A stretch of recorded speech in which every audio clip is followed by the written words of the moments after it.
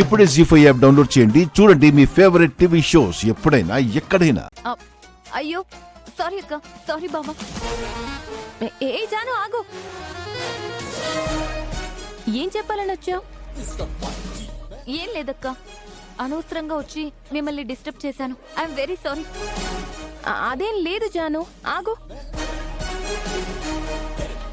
నేను తర్వాత వస్తానక్క, మీరు కంటిన్యూ చేయండి.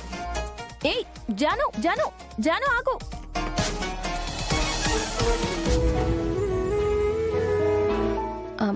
జాను వేరేలా అర్థం చేసుకుంది, ఏం అనుకోకండి.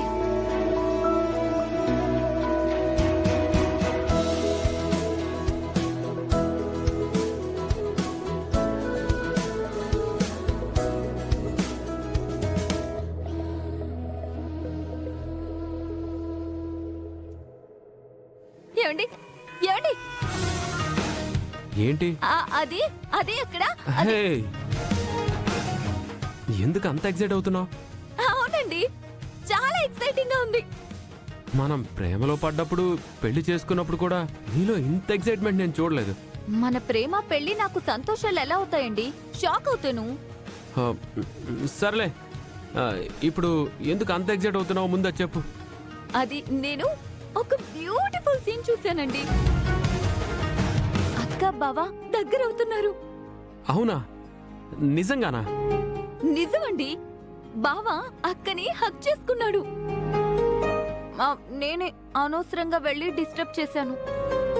నువ్వు నన్ను తప్ప అందరినీ డిస్టర్బ్ చేస్తావు. హలో, నేను చెప్పింది ఆ డిస్టర్బెన్స్ గురించి కాదు. మరి ఏ డిస్టర్బెన్స్ గురించి? బావే అక్కని ఇలా దగ్గరికి తీసుకున్నాడండి. అలా అంటే ఎలా? ఎలా అంటే ఇలా. ఓహో, ఇదేదో మనకి వర్కౌట్ అయ్యేలానే ఉందే. ఇలా అంటే అర్థం కాలేదు జాను. అయ్యో, ఇలా అండి. అర్థం కాలేదు జాను. అయ్యో ముద్దు, బావ అక్కని ఇంత దగ్గరగా తీసుకున్నాడు.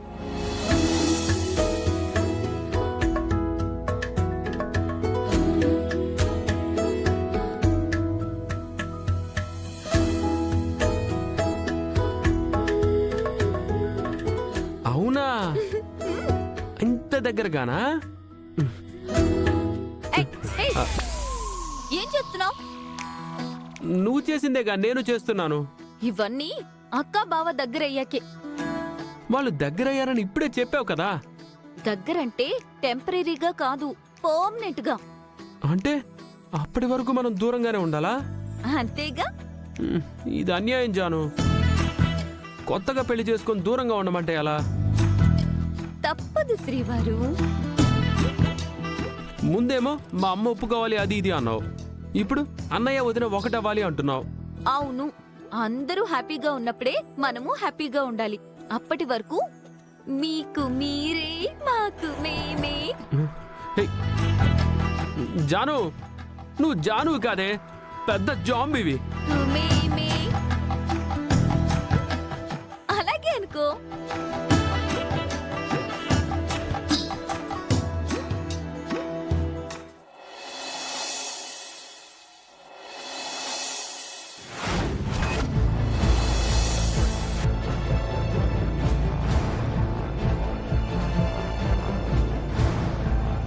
మేడం, చూస్తుంటే ఈ కేసు చాలా పెద్దదయ్యేలా ఉంది మేడం. కేసు చిన్నదే, కానీ లక్ష్మి బాగా హైప్ చేసింది. మీడియా సపోర్ట్ వాడుకుంటుంది. మరి మనం ఈ కేసు గెలవగలమా మేడం? గెలుపు ఓటములతో మనకి సంబంధం లేదు. కేసు గెలిచినా ఓడినా రెండు విధాలా మనకి లాభమే. అదెలా మేడం? కేసు గెలిచావనుకో, మనీషా దగ్గర నా వాల్యూ పెరుగుతుంది. ఓడిపోయావనుకో, లాయర్ ఫీజు కింద మనీషా నష్టపోతుంది.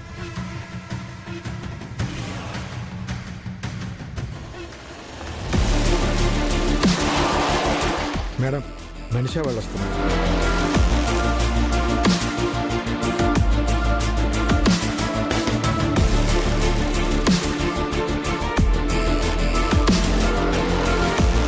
పదండి ఆంటీ.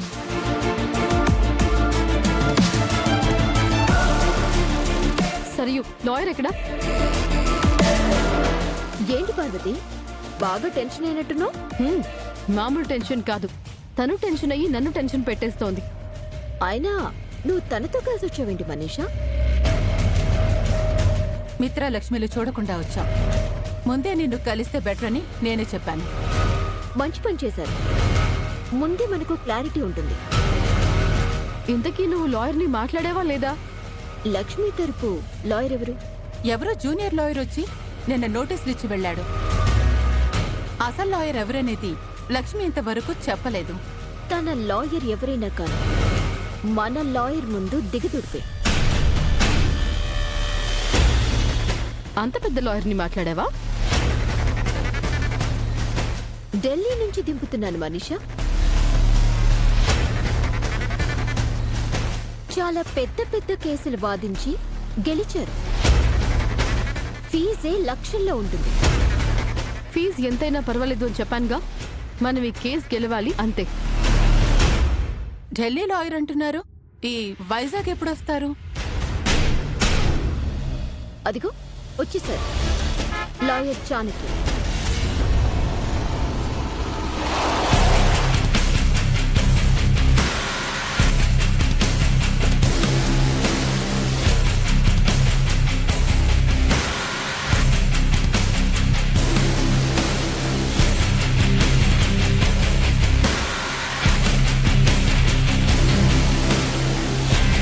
చాలా పెద్ద లాయర్లో ఉన్నారే. పెద్ద అనుభవం ఉన్న లాయర్.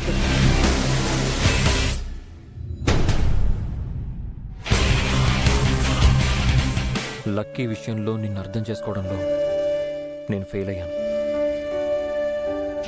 తొందరపడి నిన్ను తిట్టాను. లక్కీని నాకు దూరం చేస్తున్నావని నిన్ను నిందించాను. ఆవేశంలో ఏమాత్రం ఆలోచించకుండా ఎన్నో మాట్లాడేశాను. ఇప్పుడు అవన్నీ ఎందుకండి? ఎందుకంటే నేను తప్పు చేశాను. ఆ పార్వతితో నువ్వన్న ప్రతి మాట నిజం. డాడ్ నాతో చెప్పిన ప్రతి మాట నిజం. నువ్వు లక్కీ కన్న తల్లిలా ఆలోచించు. లక్కీ అనాథ అవ్వకూడదని ఆలోచించు. కానీ నేను